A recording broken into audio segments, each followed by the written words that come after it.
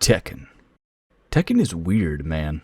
Of the holy trinity of 3D fighting games, Tekken is the only one still kicking and getting good numbers. Dead or Alive is pretty much a gacha farm now, and Soul Calibur is MIA. But what about Virtua Fighter? I've always had a complicated relationship with Tekken. On one hand, I suck major dick at it because my primal New Jersey brain can't comprehend a third dimension in my fighting games, and I'll be damned if I sit there and learn all 4,000 different moves for my character from just a variation of 4 buttons. But on the other hand, Tekken 3 did introduce me to fighting games, which I regret every single day. So basically, Tekken ruined my life. You ruined my life. I'm going to bed. One thing I love about Tekken though is its wildly shifting tone of the game.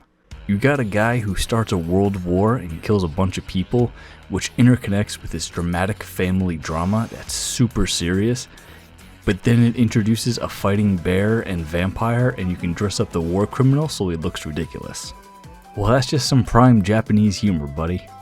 But now Tekken 8 comes storming in and the question everyone is asking is it any good? Well, I'm going to tell you. Alright, before we talk about the game, before we talk about anything like that, let's talk about the pricing.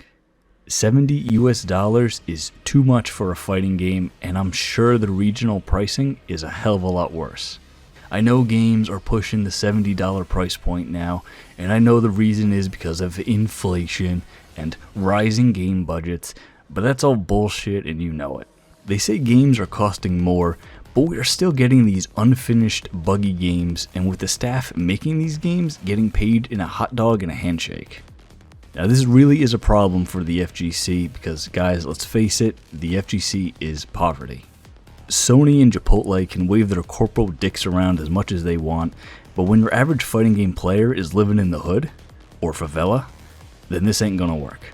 Hopefully, more games going forward adopt the rising model of free rotating cast of characters to at least have that low price barrier. Alright, let's talk about the game now.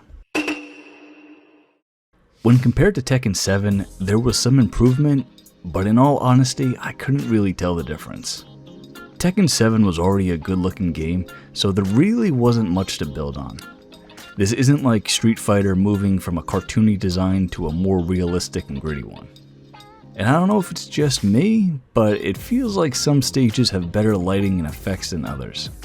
The soundtrack is more the same from Tekken 7, which again was already a decent soundtrack, so you're really just building on it.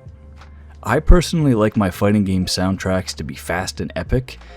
See me using the Phantom Breaker OST for every final bar fight, but a soundtrack that stays in the background and doesn't detract is also welcome.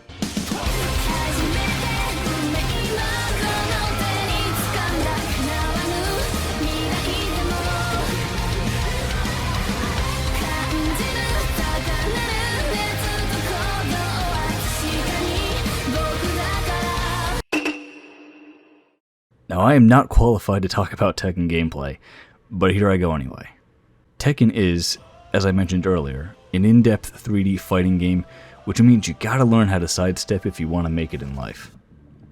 I honestly have no idea what I'm doing half the time, and that doesn't really matter to me. I hit a couple buttons that make sense, and my guy flips around and does shit, and I ain't gonna question what I did if it works. Thankfully, there's a combo trial mode for each character, and perhaps one of the greatest things I've seen in a fighting game is a general idea tab next to the combos. I love that shit because it says stuff like, hey, if they're in the corner, hit this button, or hey, you're getting your ass kicked, do this move. That's the kind of stuff you need to look up on YouTube, now localized entirely within the game itself.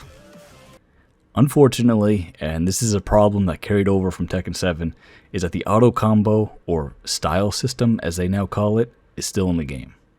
I don't care if it's unoptimal at high levels, it should not be in the game. When I can have a match of just hitting one button over and over and over again and it plays itself, that's not fun, and that's not good game design. Load times also vary wildly, with some games loading in super fast, and other games taking Tekken 7 levels of long. Now I have this game installed on an M2 drive, so I don't know what it's doing on the back end. Also, this game uses a lot of CPU at just random intervals.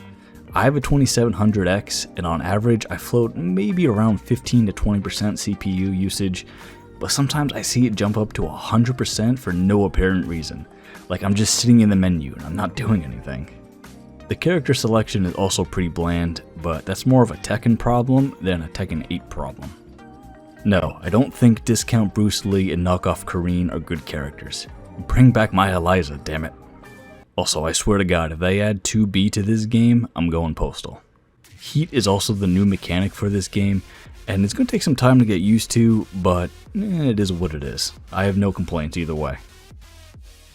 Yeah, but basically it allows you to spend this new heat meter once per round to enhance moves, or cash it out for a big combo ender.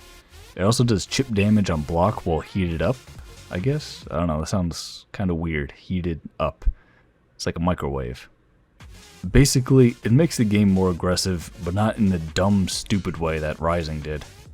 Overall, it's pretty much a beefed up Tekken 7 gameplay wise, so if you can hang in that game, then you can hang here.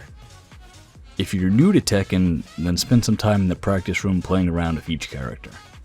I want to touch on the lobby system real quick because it's kind of weird, and I see what they're trying to do here because Street Fighter and Grand Blue had one, but yeah, now it just doesn't work here. At its core, if you're a fan of Tekken, then 8 just builds upon what you already loved. It's as complex as you want it to be, but also being simple enough so 3D dumbasses like me can do crazy stuff with minimal effort. I've always looked at Tekken as the rock of the FGC. While other games will reinvent themselves and change a bunch, Tekken always remained consistent. You know what you're gonna get. No surprises, just straight up, here's Tekken, deal with it. I will still pine for the day when Dead or Alive returns and saves us all, but in the meantime, Tekken will have to do.